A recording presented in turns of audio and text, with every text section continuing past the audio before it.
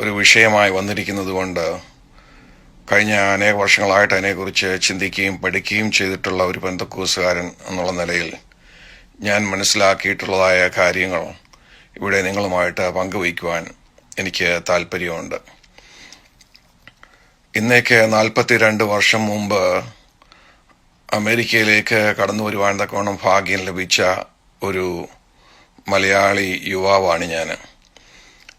വളരെ ചെറുപ്രായത്തിലെ ഭാരതത്തിൽ ഒരു പാവപ്പെട്ട കുടുംബത്തിൽ ജനിച്ചു വളർന്നെങ്കിലും ഇവിടേക്ക് കടന്നു വരുവാൻ ദൈവം വഴിയൊരുക്കി. അതിൽ ഞാൻ ദൈവത്തെ സ്തുതിക്കുന്നു. എന്നാൽ കേരളത്തിൽ റാന്നിക്ക് അടുത്ത് ഉള്ള ഒരു ഗ്രാമീണ IPC സഭയിൽ ജനിച്ചു വളർന്ന ഞാൻ, ആ ചിന്താഗതികളോടുകൂടെ ഈ രാജ്യത്തെ കടന്നു വന്ന ഞാൻ, ഇവിടെ വന്നപ്പോൾ ആദ്യമായിട്ട് ജോലി ചെയ്യുവാൻ തക്കവണ്ണം അവസരം ലഭിച്ചത് യഹൂദന്മാരുടെ ഒരു സ്ഥാപനത്തിലാണ്. ആ യഹൂദന്മാരുടെ സ്ഥാപനത്തിൽ ചെന്നപ്പോൾ ധാരാളം പ്രായമുള്ളവർ തൊട്ട് ചെറുപ്പക്കാർ വരെയുള്ള യഹൂദന്മാരായ പുരുഷന്മാരെയും സ്ത്രീകളെയും കാണുവാൻ തക്കവണ്ണം സാധിച്ചപ്പോൾ ഞാൻ നോക്കിയപ്പോൾ അവരുടെ എല്ലാവരുടെയും ദേഹത്ത് ആഭരണമുണ്ട്. അത് എന്നെ വളരെ പ്രയാസപ്പെടുത്തിയൊരു വിഷയമായിട്ട് മാറി. കാരണം ഭാരതത്തിൽ വെച്ച് ഇസ്രായേൽ മക്കൾ അന്നു മുതൽ ആഭരണം ധരിച്ചില്ല എന്നുള്ള ആ വാക്ക് ആഭരണധാരണത്തിനെതിരായിട്ട് ശക്തമായിട്ട് ഉപയോഗിക്കുന്നത് കേട്ട്, പുറപ്പാട് പുസ്തകത്തിലെ ആ വാക്യം കേട്ട് വളർന്നു വന്ന എനിക്ക് ഇവിടെ വന്ന് പെന്തക്കോസ്തുകാർ ആഭരണം ധരിക്കുന്നത് കണ്ടപ്പോൾ വലിയ പ്രയാസമായി. അതുകൊണ്ട് ചില ദിവസങ്ങൾ ഞാൻ മൗനമായിട്ടിട്ട് ഒരു ദിവസം ഞാൻ ധൈര്യം സംഭരിച്ച് ഒരാളൊരിക്കൽ ചെന്ന് ചോദിച്ചു, നിങ്ങൾ എന്തുകൊണ്ട് ആഭരണം ധരിക്കുന്നു, എന്തുകൊണ്ടായിക്കൂടാ എന്നുള്ളതായിരുന്നു എടുത്ത വായിലെ അയാൾ ചോദിച്ച ചോദ്യം. ഞാൻ വീണ്ടും അവരോട് ആ വിഷയത്തെക്കുറിച്ച് സംസാരിച്ചുകൊണ്ടിരുന്നപ്പോൾ പുരുഷന്മാരോട് മാത്രമല്ല സ്ത്രീകളോടും ചെന്ന് ചോദിച്ചു. അപ്പോൾ അവരെന്നോട് എന്തുകൊണ്ടാണ് നീ നിങ്ങളോട് വന്നിങ്ങനെ ചോദിക്കുന്നത്?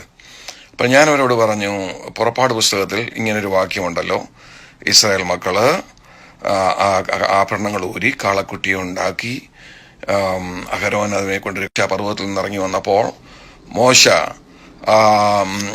ആ കാളക്കുട്ടിയെ പൊടിച്ച് വെള്ളമാക്കി അത് എല്ലാവരെയും കുടിപ്പിച്ച കാര്യം അന്നു മുതൽ ഇസ്രായേൽ മക്കൾ ആഭരണം ധരിച്ചില്ലെന്ന് നിങ്ങളുടെ പുസ്തകത്തിലും പറയുന്നുണ്ടല്ലോ, തോറായിലുണ്ടല്ലോ കാര്യം.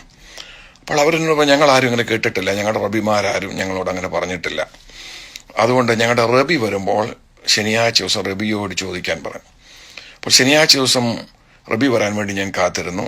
ശനിയാഴ്ച റബി വന്നപ്പോൾ ഞാൻ റബിയോട് ചെന്ന് ഇതേ ചോദ്യം തന്നെ ചോദിച്ചുടനെ ആ റബി എനിക്ക് അല്പസമയം ചിന്തിച്ച ശേഷം ഒരു മറുപടി പറഞ്ഞു.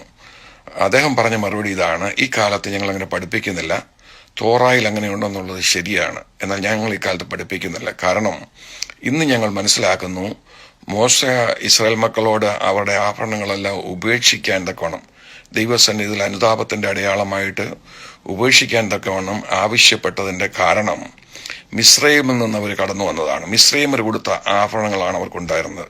ഇസ്രായേൽ മക്കൾ മിസ്രൈമിൽ അടിമകളായിരുന്നല്ലോ. അവർ പോരുമ്പോൾ ദൈവം കൊടുത്ത വ്യവസ്ഥ പ്രകാരം അവരുടെ അയൽവക്കക്കാരോട് അവർ ആഭരണങ്ങൾ ചോദിക്കുകയും അവരോട് മനസ്സലിവ് തോന്നി അവർ കൊടുത്ത ആഭരണങ്ങളാണ് ഇവരുടെ എല്ലാം ദേഹത്തുണ്ടായിരുന്നത്.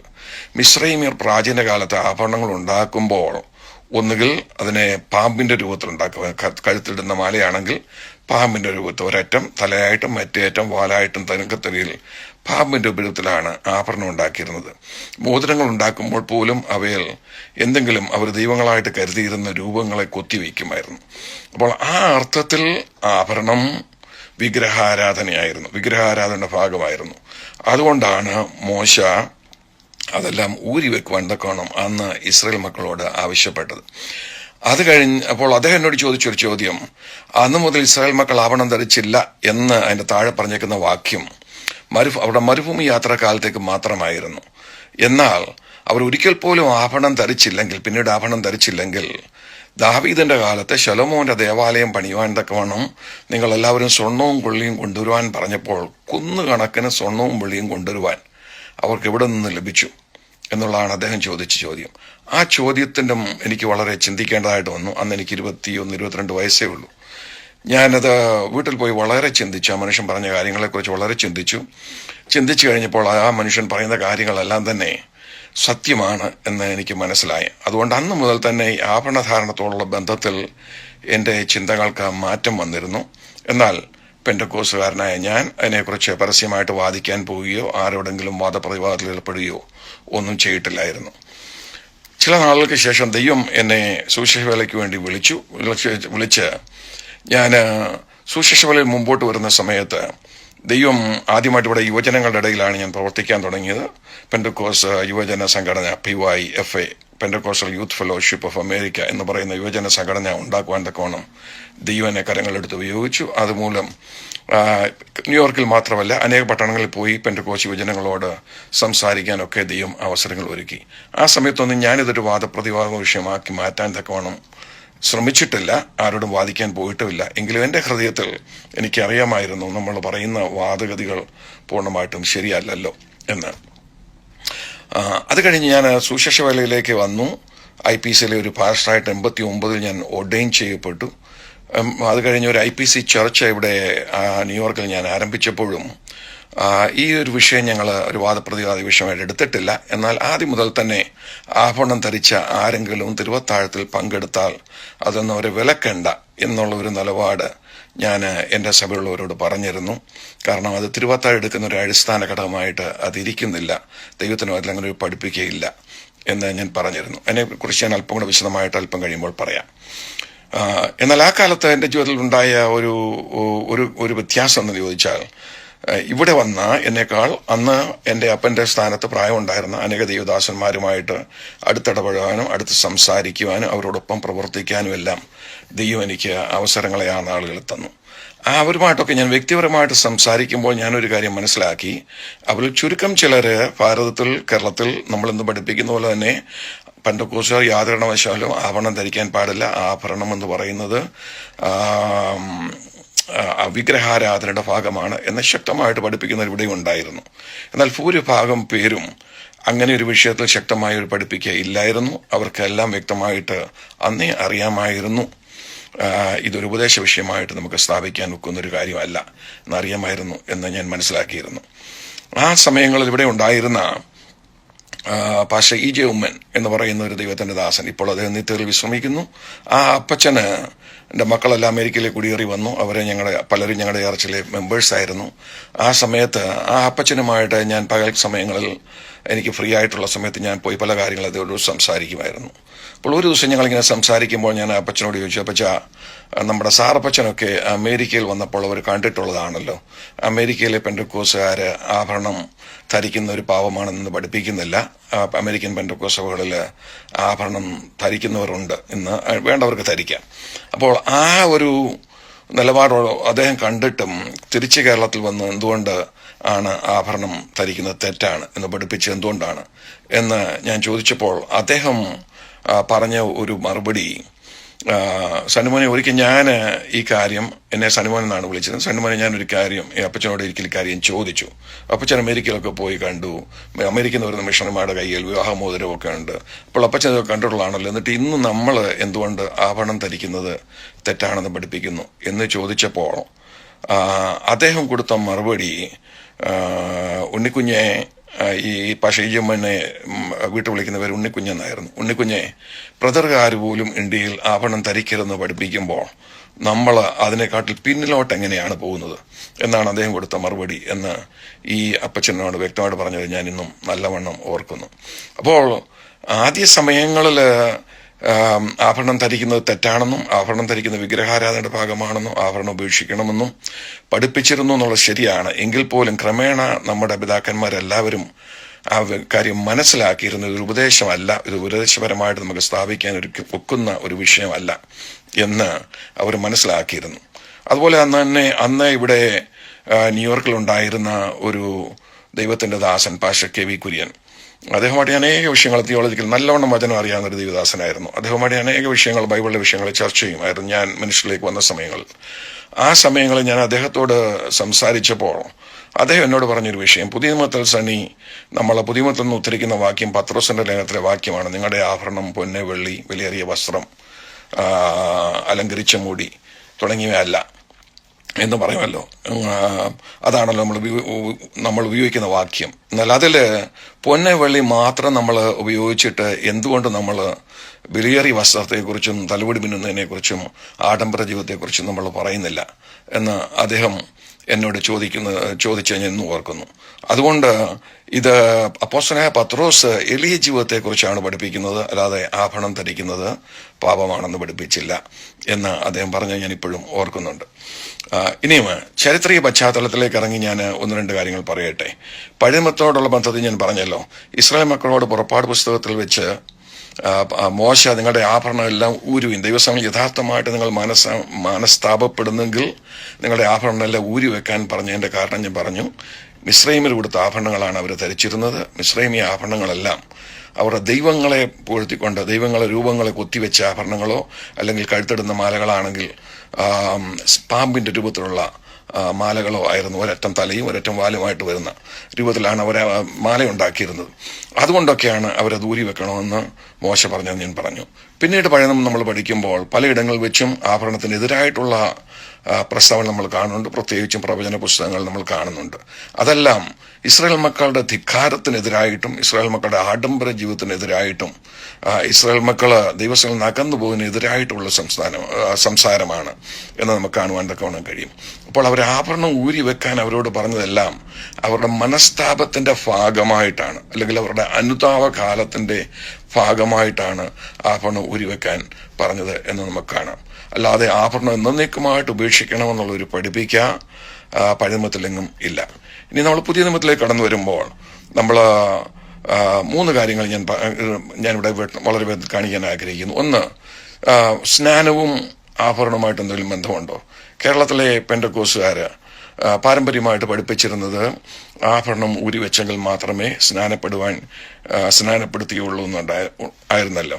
അതിന് ചരിത്രപരമായിട്ടോ ബൈബിളുമായിട്ടോ എന്തെങ്കിലും ബന്ധമുണ്ടോ എന്ന് ചോദിച്ചാൽ ഉണ്ട് എന്നുള്ളതാണ് സത്യം. കാരണം ചില നാളുകൾക്ക് മുമ്പ് നിങ്ങൾ എന്തിന് സ്നാനപ്പെടണം എന്ന് ഉള്ള തലക്കെട്ടോടുകൂടെ ഞാനൊരു ബുക്ക്ലെറ്റ് എഴുതി. ആ ബുക്ക്ലെറ്റിന്റെ ഒരു കോപ്പി നിങ്ങളെ കാണിക്കാൻ ഇവിടെ വെച്ചിട്ടുണ്ടായിരുന്നു. അത് ഞാനിവിടെ ഫ്രീ ആയിട്ട് ആൾ കൊടുക്കുന്നൊരു ബുക്ക്ലെറ്റാണ്.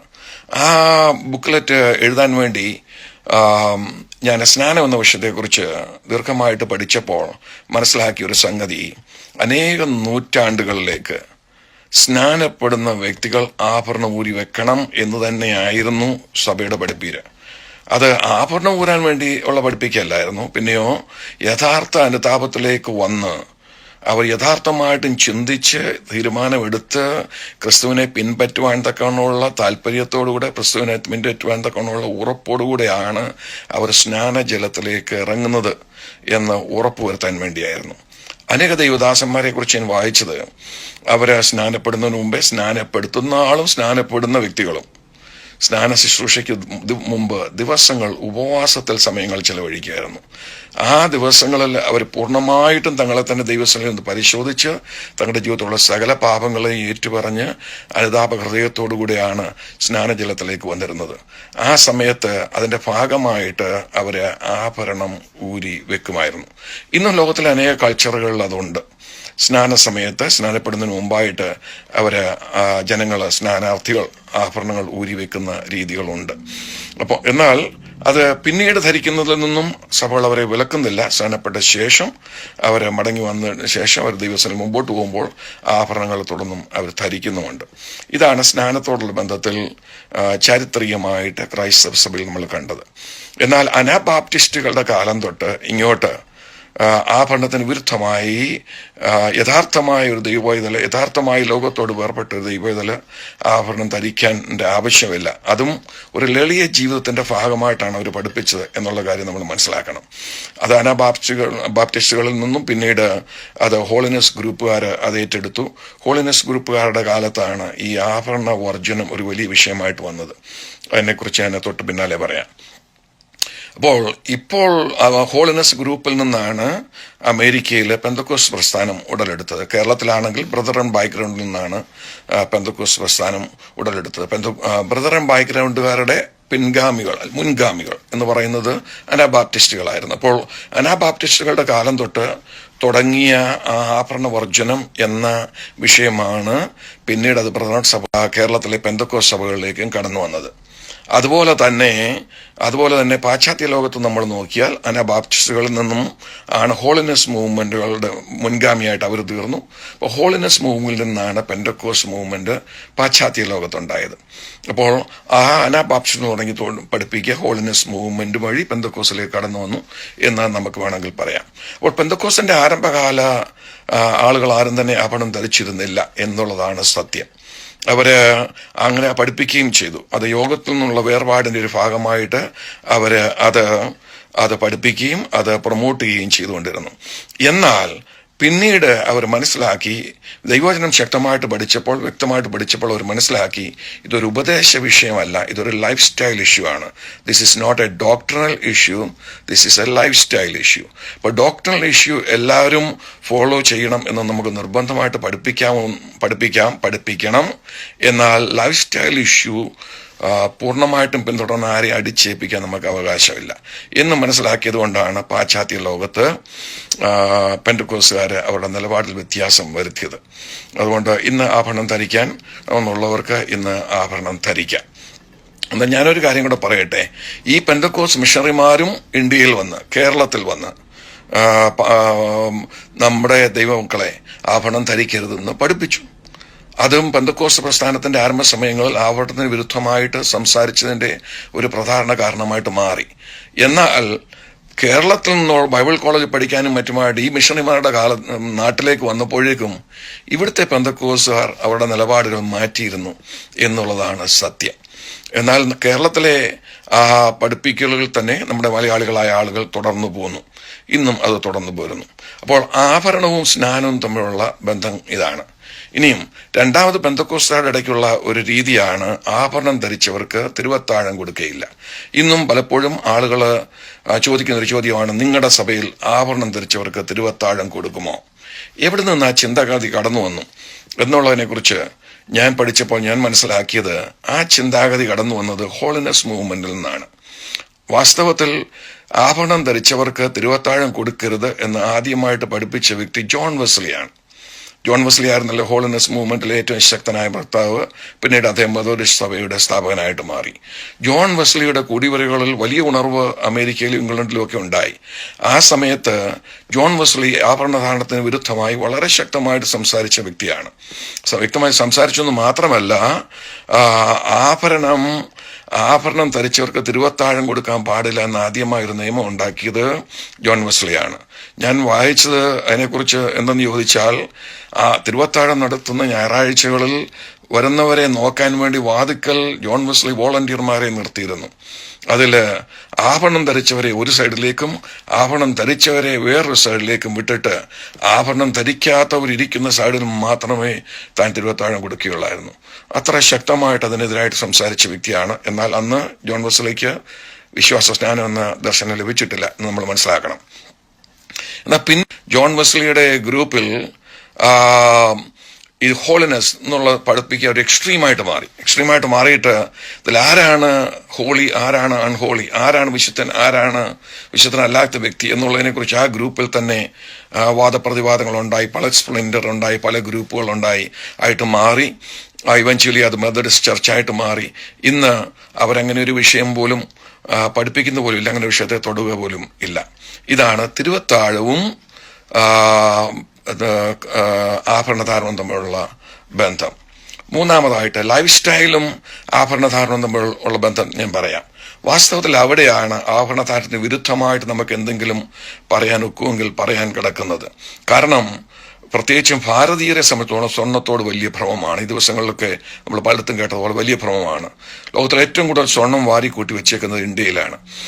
ഇന്ത്യക്കാര് സ്വർണം ആഭരണമായിട്ട് മാത്രമല്ല, പക്ഷെങ്കിൽ അതൊരു ഇൻവെസ്റ്റ്മെന്റ് ആയിട്ടുകൂടെയാണ് കാണുന്നുള്ള സത്യമാണ്. അമേരിക്കയിൽ തന്നെയുള്ള എൻ്റെ പല മലയാളി സുഹൃത്തുക്കളോട് ഞാൻ സംസാരിക്കുമ്പോൾ അവരെന്നോട് പറയാറുണ്ട്, സമയം കിട്ടുമ്പോൾ ഞങ്ങൾ ഓരോ പവൻ വീതം ഇങ്ങനെ വാങ്ങിച്ചു വെക്കും, അത് പെങ്കൊച്ചുങ്ങളുടെ കല്യാണ സമയത്തൊക്കെ വേണ്ടിയുള്ള ഒരു ഇൻവെസ്റ്റ്മെന്റ് ആണ് എന്ന് പറയാറുണ്ട്. എന്നാലും പ്രത്യേകിച്ച് നമ്മുടെ കല്യാണ സമയങ്ങളിലൊക്കെ നമ്മൾ നോക്കിയാൽ മുട്ടറ്റം വരെയും വളയിട്ടുകൊണ്ട് നടക്കുന്നവർ എന്നത് ഇന്ത്യക്കാർ മാത്രമേ ഉള്ളൂ. കഴുത്തിൽ മൂന്നും നാലും സ്വർണ്ണമാലകൾ അണിയുന്നവർ മലയാളികൾ മാത്രമേ ഉള്ളൂ. മറ്റു രാജ്യത്തുള്ളവരൊക്കെ ആഭരണം ധരിക്കുമെന്ന് പറഞ്ഞാലും ചെറിയ നൂല് പോലെയുള്ള ഒരു ആഭരണം വല്ലതും ധരിക്കുകയോ അല്ലെങ്കിൽ പേളുകൊണ്ട് മുത്തുകൊണ്ടുള്ള ഒരു മാല ധരിക്കുകയോ അല്ലെങ്കിൽ മുത്തുകൊണ്ടുള്ള ഒരു കമ്മലിടുകയോ പറ്റുകയോ ചെയ്യാറുള്ളൂ. എന്നാൽ ഈ സ്വർണ്ണഭ്രമം നമ്മുടെ നാട്ടുകാർക്ക് മാത്രമേ ഉള്ളൂ. അത് ആഡംബര ജീവിതത്തിന്റെ ഒരു ഭാഗമാണ്. അപ്പോൾ ഞാൻ ഇപ്പോഴും ഓർക്കുന്നു, ഇന്നും ജീവനോടിരിക്കുന്ന IPCയിലെ തന്നെ ഒരു മുതിർന്ന ദൈവത്തിന്റെ ദാസനോട് ഒരിക്കൽ ഞാൻ ഇതേ വിഷയത്തെക്കുറിച്ച് ചർച്ച ചെയ്യുമ്പോൾ അദ്ദേഹം എന്നോട് പറഞ്ഞത്, സണ്ണി, നമ്മള് പെന്തക്കോസുകാരെ ഇന്ന് ആഭരണം ഇട്ടുകൊള്ളൂ എന്ന് അനുവദിച്ചാൽ അവർ ഇത്രയും നാള് ആഭരണം ഇടാതിരുന്നതിന്റെ കേട് തീർത്ത് എല്ലാ ദിവസവും മുട്ടറ്റം വരെ വളയിട്ടുകൊണ്ട് നടക്കും. ഏറ്റവും കൂടുതൽ ആഭരണധാരങ്ങൾ പെന്തക്കോസുകാരായിരിക്കും. അതുകൊണ്ട് നമ്മുടെ ആ സ്റ്റാൻഡിൽ നമുക്ക് വ്യത്യാസം വരുത്താൻ ഒക്കത്തില്ല എന്ന് ആണ് അദ്ദേഹം എന്നോട് പറഞ്ഞത്. അത് ഞാൻ ഓർക്കുന്നു, അതിനോട് ഞാൻ സമ്മതിക്കുന്നു. കാരണം ദൈവത്തിന് വ്യക്തമായിട്ട് നമ്മളെ പഠിപ്പിക്കുന്നത് നമ്മൾ ഒരു എളിയ ജീവിതം നയിക്കണം എന്നുള്ളതാണ്. ആ എളിയ ജീവിതത്തിന്റെ ഭാഗമായിട്ട് നമ്മൾ ആഭരണധാരണം വേണ്ട, ആഭരണം ഒരു ആഡംബരമാണ്, ആ ആഡംബരം എനിക്ക് വേണ്ട എന്ന് ആരെങ്കിലും തീരുമാനിക്കുന്നെങ്കിൽ അത് 100% നല്ല കാര്യമാണ്.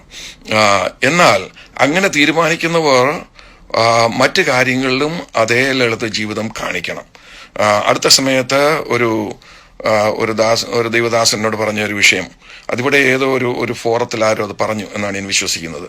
അതെന്തെന്ന് ചോദിച്ചാൽ, കോട്ടയത്ത് ഉള്ള ഒരു IPC സഭയിൽ വടക്കേണ്ടിയിൽ നിന്നും മടങ്ങി വന്ന് കോട്ടയത്ത് താമസമാക്കിയ ഒരു കുടുംബത്തിലെ പെൺകുട്ടി സ്വർണം കൊണ്ടുള്ള കമ്മലിട്ടു എന്ന് പറഞ്ഞ് വലിയ വിഷയമായി. ആ കുട്ടിക്ക് തിരുത്താഴം കൊടുക്കാനൊക്കത്തില്ല, അത് സഭയിൽ വലിയ വിഷയമായി.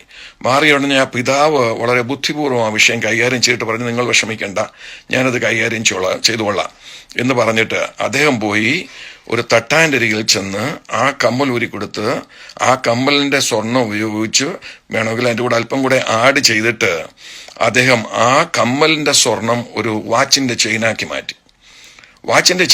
മാറ്റി അതേ ചെയിനായിട്ട് ധരിച്ചുകൊണ്ട് ആ പെൺകുട്ടി പിറ്റേ ആഴ്ച മുതൽ അതേ സഭയിൽ വന്നപ്പോൾ തിരുവത്താഴം കൊടുക്കാൻ ആർക്കും ഒരു പ്രയാസമില്ലായിരുന്നു. അപ്പൊ നോക്കണം, ലളിത ജീവിതമല്ല വിഷയമായിട്ട് അവിടെ തീർന്നത്. അപ്പോഴേക്കും അതൊരു ലീഗലിസ്റ്റിക് പോയിന്റ് ആയിട്ട് മാറി. ബാക്കിയുള്ളിടത്തെല്ലാം ആഡംബരമാകാം, വീടുകൾക്ക് ആഡംബരമാകാം, വസ്ത്രധാരണത്തിൽ ആഡംബരമാകാം, കാറുകളിൽ ആഡംബരമാകാം, വാച്ചിൽ ആഡംബരമാകാം. എന്നാൽ അതൊന്നും തെറ്റല്ല. ഈ കാതിലൊരു കമ്മലോ കഴുത്തിലൊരു ചെറിയ ചെയിനോ ഉണ്ടെങ്കിൽ അതും മാത്രം ആഡംബരമാണ് അല്ലെങ്കിൽ എന്നുള്ളൊരു ചിന്ത വന്നു. അത് വരാൻ കാരണം എന്തെന്ന് ചോദിച്ചാൽ വിഗ്രഹാരാധന എന്നുള്ള വിഷയം കൊണ്ടാണ്. പക്ഷെ ഞാൻ വ്യക്തമായിട്ട് പറഞ്ഞല്ലോ, ഇന്ന് നമ്മുടെ ജനങ്ങൾ ധരിക്കുന്ന രീതിയിലുള്ള ഒരു പ്ലെയിൻ ആയിട്ടുള്ള ഒരു വെഡിങ് റിങ്ങിനെ നിങ്ങളൊക്കെ അറിയാതെ, ഇറ്റ്സ് എ പ്ലെയിൻ റിങ്.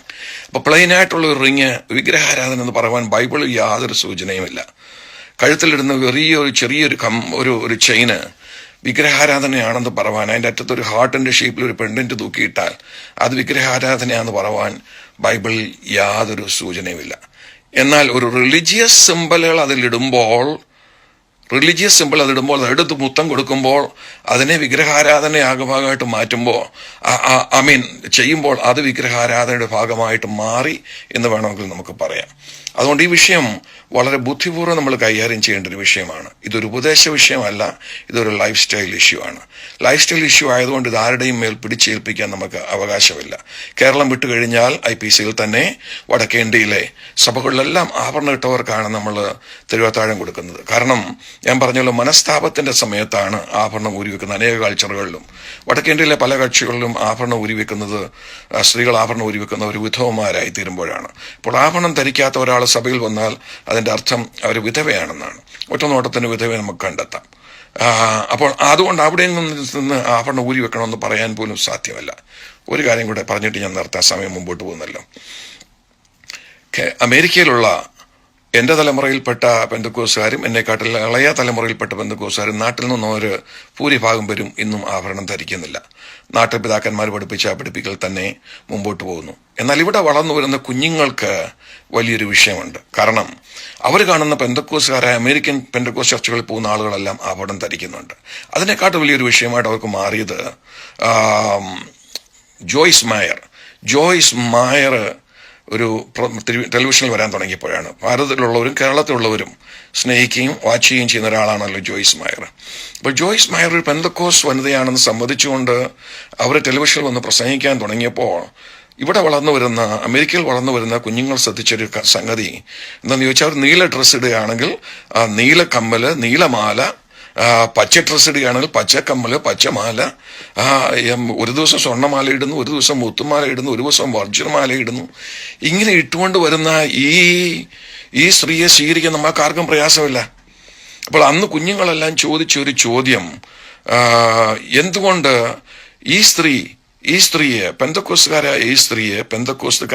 ഈ സ്ത്രീയെ ഇത്രയും ആഭരണങ്ങൾ മാറി മാറി ഇട്ടുകൊണ്ട് ടെലിവിഷനിൽ വന്ന് പ്രസംഗിച്ചിട്ട് നല്ല പ്രസംഗം അവരെ നന്നായി ദൈവം ഉപയോഗിക്കുന്നു പറഞ്ഞ് നമ്മൾ അവരെ എൻകറേജ് ചെയ്യുകയും അവരെക്കുറിച്ച് പോസിറ്റീവായിട്ട് സംസാരിക്കുകയും ചെയ്തിട്ട് മലയാളി പെന്തക്കോസ്റ്റ് ചർച്ചിലെ ഒരു കുഞ്ഞ് ഒരു വിവാഹമോചനം ഇട്ടാൽ അവനെ സഭയിൽ നിന്ന് പുറത്താക്കാൻ പോലും എന്തുകൊണ്ട് നമ്മൾ തയ്യാറാകുന്നു? അത് വലിയൊരു വിഷയമായിട്ട് മാറി. അതാണ് ഇളം തലമുറയുടെ ചിന്താഗതിയിൽ വലിയ മാറ്റം വരുത്തിയ വിഷയം. ഏറ്റവും കൂടുതൽ മാറ്റം വരുത്തിയ വ്യക്തി ജോയ്സ് മയർ ആണ് എന്ന് പറയാൻ എനിക്ക് യാതൊരു മടിയുമില്ല. ഇനിയും ഒരു കാര്യം കൂടെ പറഞ്ഞിട്ട് ഞാൻ നിർത്താം.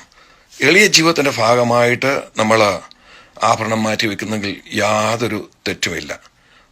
നിങ്ങൾക്ക് അത്ഭുതപ്പെടുന്ന ഒരു കാര്യം ഞാൻ പറയാം. ഇന്നും ആഭരണം ധരിക്കാത്ത പെന്തക്കോസ്തുകാരും അമേരിക്കയിലുണ്ട്. 2 വർഷങ്ങൾക്ക് മുമ്പ് ഞാൻ ശുശ്രൂഷിക്കുന്ന എൻ്റെ സഭയിലേക്ക് വെള്ളക്കാരനായ ഒരു ദൈവദാസനെ മറ്റൊരാൾ റെക്കമെൻഡ് ചെയ്തതനുസരിച്ച് ഞങ്ങൾ ക്ഷണിക്കുകയുണ്ടായി.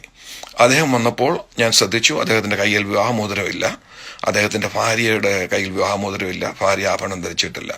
അപ്പോൾ ആദ്യത്തെ ദിവസത്തെ മീറ്റിംഗ് കഴിഞ്ഞ് ഞങ്ങളിങ്ങനെ ഡിന്നർ കഴിക്കുമ്പോൾ ഞാൻ ആ ദൈവത്തിന്റെ ദാസനോട് ചോദിച്ചു, ആഭരണം ധരിക്കാത്ത പെന്തക്കോസ്തുകാർ ഇന്നും അമേരിക്കയിലുണ്ടോ?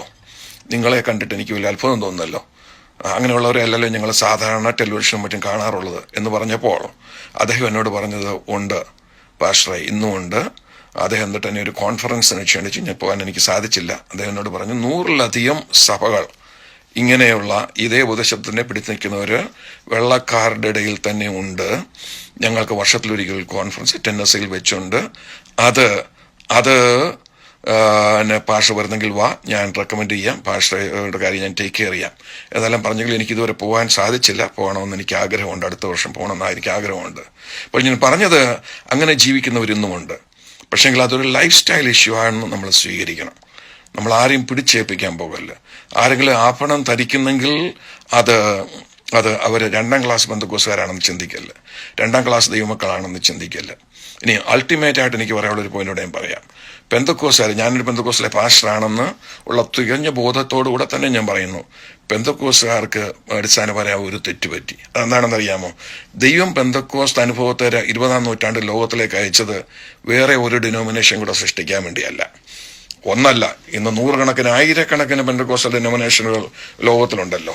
അപ്പോൾ കുറെ കൂടെ ഡിനോമിനേഷനുകളെ ലോകത്തിൽ സൃഷ്ടിക്കാൻ വേണ്ടി അല്ല ദൈവം പെന്തക്കോസ് അനുഭവത്തെ ലോകത്തിലേക്ക് അയച്ചത്. സഭയുടെ നവോത്ഥാനത്തിന് വേണ്ടിയാണ്. ദൈവത്തിന്റെ പിതൃഹൃദയത്തെ, ഫാദേഴ്സ് ഹാർട്ടിനെ മനസ്സിലാക്കാത്തവരാണ് അതിനെ വേറൊരു ഡിനോമിനേഷനാക്കി മാറ്റി. ഡിനോമിനേഷൻ ഉണ്ടായ പശ്ചാത്തലമൊക്കെ എനിക്കറിയാം. അടിച്ചു പുറത്താക്കപ്പെട്ടപ്പോൾ വേറെ നിർവാഹമില്ലാഞ്ഞതുകൊണ്ട് അവരൊന്നിച്ചു നിന്നു അങ്ങനെയാണ് അത് ഡിനോമിനേഷൻ. പക്ഷേ ഇന്ന് പറ്റിയേക്കുന്ന പരാജയം, ഏകദേശം 100 വർഷത്തിന് ശേഷം പെന്തക്കോസ് ലോകത്തിൽ വന്ന് 100-ലധികം പിന്മഴയുടെ അനുഭവം ഉണ്ടായി 100 വർഷത്തിലായും കഴിഞ്ഞപ്പോൾ ഇന്ന് നമ്മൾ പെന്തക്കോസിനെ ഒരു ഡിനോമിനേഷണൽ അസറ്റാക്കി മാറ്റി. ദൈവത്തിന്റെ ഹൃദയത്തിൽ പെന്തക്കോസ് എന്ന് പറയുന്ന ഒരു ഡിനോമിനേഷണൽ അസറ്റ് അല്ല. ലോകവ്യാപകമായി കിടക്കുന്ന സകല ക്രൈസ്തവരും തന്റെ പുത്രനായ ക്രിസ്തുവിലേക്ക് മടങ്ങി വരണമെന്നുള്ളതാണ് ദൈവത്തിന്റെ പ്രതിഹൃദയത്തിലെ ആഗ്രഹം. കത്തോലിക്കർ മുതൽ പെന്തക്കോസ്തുകാർ വരെയുള്ള സകല ക്രൈസ്തവരും തന്റെ പുത്രനായ ക്രിസ്തുവിലേക്ക് മടങ്ങി വരണം എന്നുള്ളതാണ് ദൈവത്തിന്റെ തിരുഹൃദയത്തിലെ ആഗ്രഹം.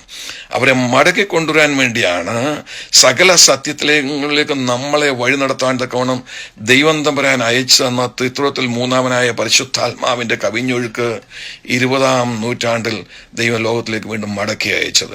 ഇന്നത്തെ യാഥാർത്ഥ്യം എന്താണെന്നറിയാമോ? അന്യഭാഷയിൽ ദൈവത്തെ ആരാധിക്കുന്ന കോടാനുകോടി ദൈവമക്കൾ ലോകത്തിലുണ്ട്. അവർ 20% മാത്രമേ പെന്തക്കോസ്തുകാരുള്ളൂ.